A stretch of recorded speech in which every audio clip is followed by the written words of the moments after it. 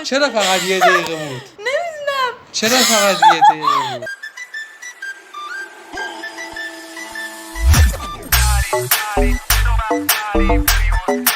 سلام بچه ها، من سارم، اینم محسن. خوش اومدید به کانال ما. بچه ها، ما امروز میخوایم چند تا کلیپ عاشقانه ببینیم کدومشون میتونن ما رو گریه بندازن.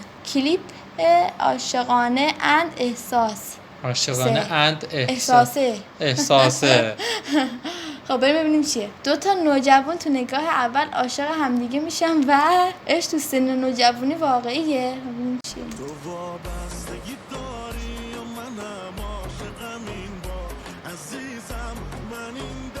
دختر چی بود دستش؟ فکرم ایموجی بود. آخ فاز برداشت. بله با میرخته خرگوچی کشیدش.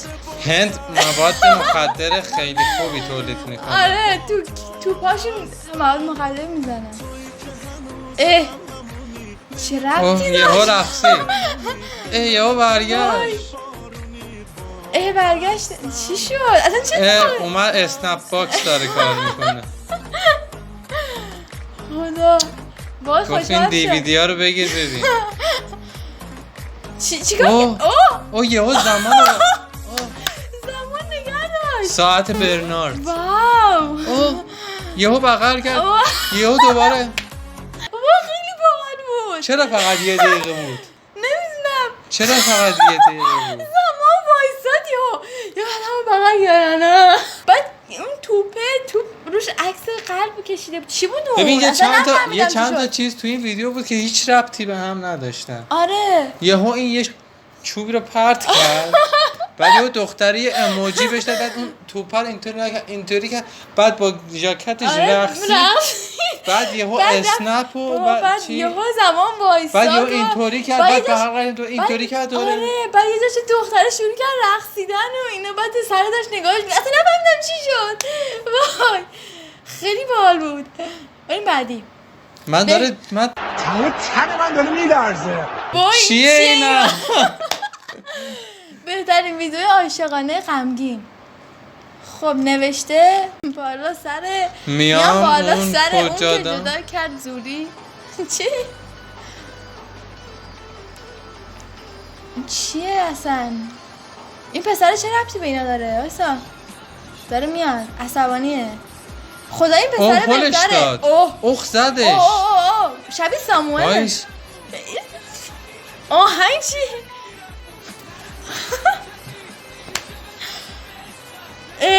خب بذارید بزنش. اینجاش علکی بود. آره دیگه.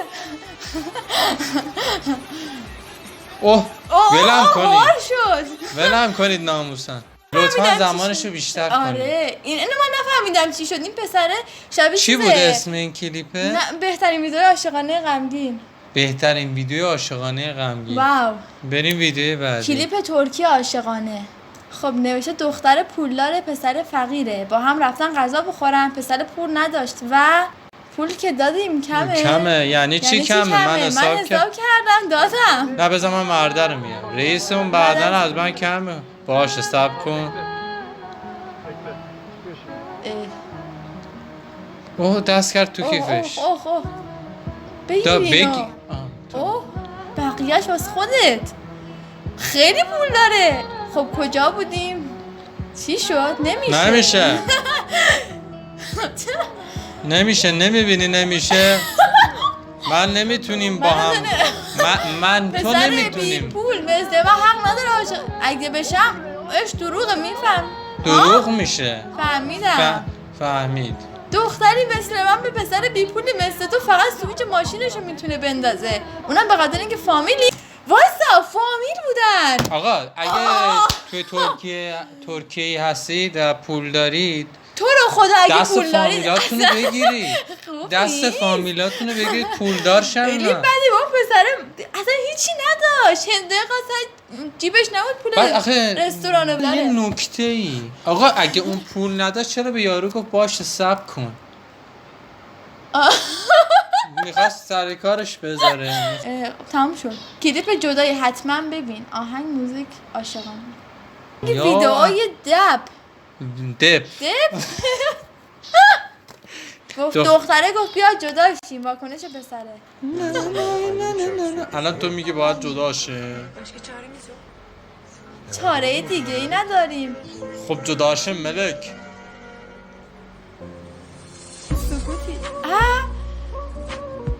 وات؟ دستشو گرفت. مگه نمیگه باید جدا شیم؟ پس چرا ناراحت شدنت بخواد چی؟ من نمیخواد دوگ بکنی.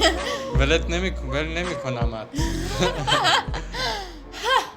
آخر اینجوری کرد. وایسا چی شد؟ داماد داستان شروع شه. بابا تو رو خدا ویدیو عاشقانه که میسازید یکم طولش بدید. آخه این چیه؟ مثلا چرا اینطوری شروع شد؟ بعد چرا اینطوری تموم شد؟ بعد اصلا چرا اینجا بود؟ بعد چرا اینطوری بودن؟ نه بعد اینطوری کرد. من آقا جدا شیم. خب بیایم جدا شیم. چاره دیگه ای نداریم. باشه جدا شیم.